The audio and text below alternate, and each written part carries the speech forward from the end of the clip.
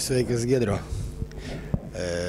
Šiandien mes baigėm 3 dienų stovyklą ir labai dėkojam tau už tai, kad atvykai pas mus, parodėjai savo patirtį, savo tą, ką tu išmokai Amerikoje ir pasidalinai su mūsų jaunais kovotojais, kurie dar tik galbūt žengs, kurie jau žengia į narvą, į ringą.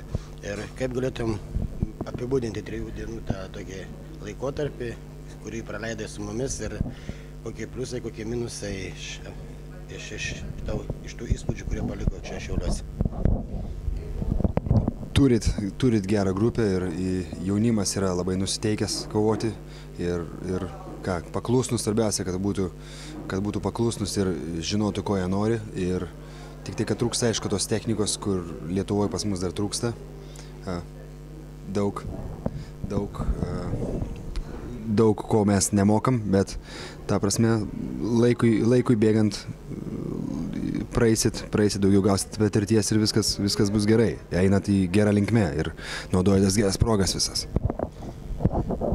Ta proga norėtumėm užduoti tau keletą klausimų ir ko gero pradėti nuo labiausiai tokį dominančių klausimų. Po paskutinės tavo kovos Bellatorėje jau praėjo beveik 1,5 metų. Kodėl tiek ilgai ir kaip toliau su kovom ten?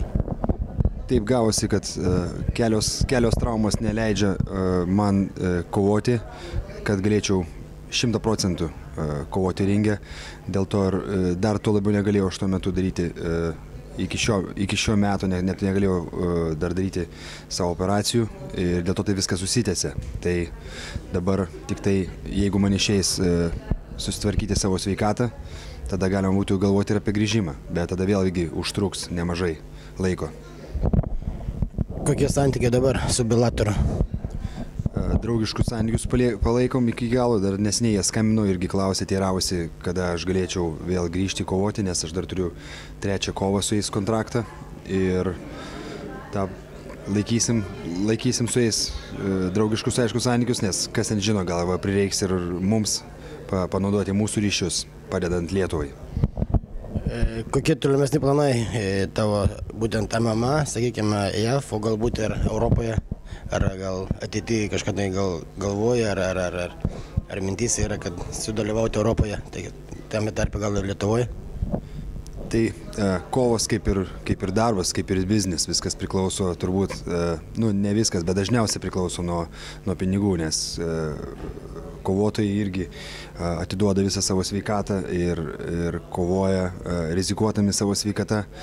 Tai už tai turėjo irgi būti apmokėta ir priklausomai turbūt kur tu kovosi priklauso dažniausiai nuo sąlygų, kuo geresnės sąlygos ten ir kovoji. Ir turbūt dabar logiškai taip yra geriausia, kiek suprantu, Amerikoje.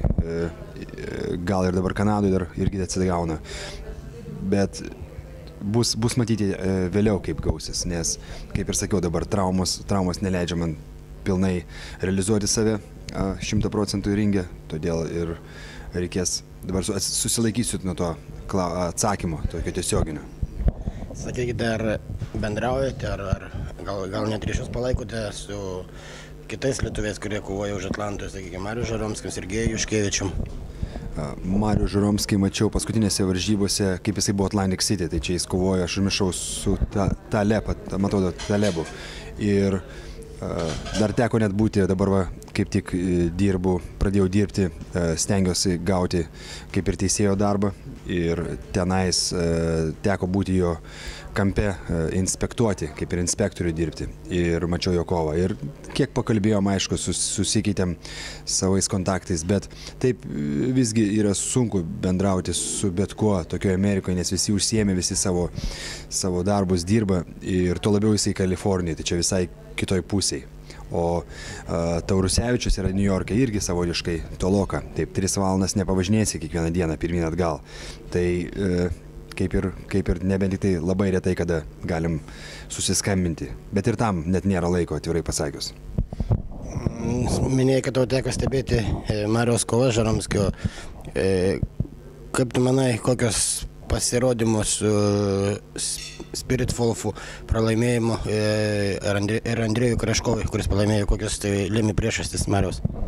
Atvirai pasakysiu, aš nemačiau tų kovų, kurias įvardinote. Aš tai mačiau, kaip jisai kovojo su Talebu prieš, man atrodo, prieš paskutinę turbūt kovą. Jis išlošė Atlantic City, tai čia buvo kažkur tai, net, man atrodo, užmiršau netiksliai, bet prieš kovant turbūt su tuo rusu jisai buvo išlošęs tą kovą. Ir aš tai, mano nuomonė, bendra tokia, kaip aš mačiau jo kovą, kad jisai buvo kažkodėl tai, išvargęs, ar ten ta prasme, pavargęs morališkai, ar kažkokios tos nebuvo ugnelės, kiek matęs kovų, kaip jis kovojo, tokio gal buvo išsekęs. Nors jis išlošė to kovo, bet matėsi, kad kaip ir, gal net ir pervargęs, sakyčiau. O kaip ir sakiau, minėjau, tų būtent kovų nepasižiūrėjau. Kokiais tikslais dabar grįžote atgal į Lietuvą? Mano mama kiek sirguliuoja ir aš turėčiau ten prižiūrėti, tenais reikia pas daktarus nuvežti ir pasirūpinti, noriu dar pasimti kelis mėnesius pas save, kad jinai pabūtų. Tai toks tikslas didžiausias yra pasirūpinti mama, kad kiek galima sustiprinti prieš vykstant pas mane į svečius. Stovykloje, sakykime, koks buvo tavo tikslas, ką tu norėjai labiausiai mūsų jauniems kovotojams, ką tu norėjai labiausiai perduoti iš patirties, iš technikos? Stengiausi parodyti tokią kaip ir bazinę techniką ir kiek tokių fintų, kaip kitaip sakant, parteryje, kad susipažintų jaunimas ir žinotų, kas tokia vyksta, kad kuo daugiau technikos žinai, tuo lengviau yra apsiginti, tada žinai, kas vyksta. Ir taip pat stengiausi parodyti savo, kas man teko, įstrigo. Ir maniau, kas yra svarbiausia iš tų fintų, parodyti, kad jie žinotų, kaip elgtis tam tikrose situacijose. O tavo paties, kokie yra stipriausi kovos aspektai pačio kovose? Tai būtų metimai, ta prasme, metimai ant žemės ir parteris, ir kovo parteryje. Sakykite, iš lietuvių kovotojų kažką tai žinote, iš dabartinių kovotojų, iš jaunesnios kartos, sakykime, teko ką nors apie juos girdėti, apie Sergejų Greičikų, sakykime? Aš jį kaip ir pažįstu nuo senesnių laikų, tik tai, kad dabar atvirai pasakysiu, irgi neteko, ta prasme, susipažinti net ir su jo kovom, negalėčiau dabar nieko pasakyti apie jį. O teko matyti jo kovų ar ne? Apskritai, internete, sakykime, dar kažkur tai stebėti kažką tai? Ne, nepasižiūrėjau. O kaip tu manai, nes ko gero jau yra žinoma, kad Sergejaus pirma kova Bellatoriuje bus kovo 4 ir kaip tu vertintum jo šansus, ten dalyvavimą, sakykime, pasiruošimą čia Europoje be pasiruošimo, taip dabar, kaip visai labai populiaru, kad visi vyksta ruoštis į Ameriką. Aš manau, kad jūs kaip suplanavę važiuoti į Ameriką ir tą prasme pamatyti, kaip iš tikrųjų pakovoti su tais pačiais kovotojais, tai bus didelis pliusas, net apsiprasti. Nes taip, aš galvoju, kad jeigu būtumėt važiavę be jokio pabandymų pasisparinguoti su tais amerikiečiais, būtų kaip ir sunku, nes jie turi savotišką techniką ir, kaip sakau, jie yra praktiškai geri visur. Nėra taip, kad blogas parterį ar ten stovėsnui. Tai aš manau, kad jūs gausi daug naudos, tik tai reikia, aišku, atsargiai būti su traumom, nes ten jie kaip žvėrės gali būti, jeigu nors ir, kaip sakant, jie kovoja, bet kitą kartą, kaip susinervuoja, irgi gali padaryti ten traumą.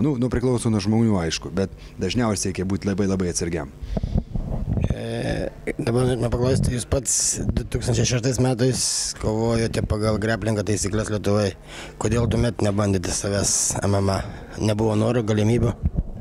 Aš sakyčiau, gal buvo toksai dar pradžia tokia Lietuvoje ir kaip ir nebuvo dar tų ir varžybų daug ir kaip ir buvo sunku gal tą prasme įsivažiuoti tenais ir kažkaip tai nebuvo daug šansų. Dabar jau truputėlį daugiau atsiranda tų varžybų. Tai aš gal sakyčiau, kad nebuvo pakankamai varžybų, kad galima būtų realizuoti save.